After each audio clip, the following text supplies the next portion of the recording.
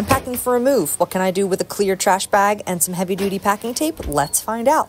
If you read the description of this video, you will see that this is a low-budget do-it-yourself move. I am pulling out any linens that I could use for padding and wrapping fragile items. Luckily, we don't have a lot of fragile items, and we are moving the boxes ourselves, so we really don't have to over-wrap a lot of our stuff. If you want to label something temporarily and obviously, heavy-duty packing tape. I'm going to go stage this bag with my empty moving boxes and packing station. Next, we've got the leftover linens for the bed. We don't have too many. Why am I using a bag? Well, I'm using a clear one so you can see through it. And two, we don't have a ton of moving boxes. So right now, it's just a temporary holding space. If we have an extra box, I'll set it in there. I'll make sure I tie it off tight so it's waterproof, stick a label, and I'm gonna stage it with my other moving boxes in the guest room and the living room.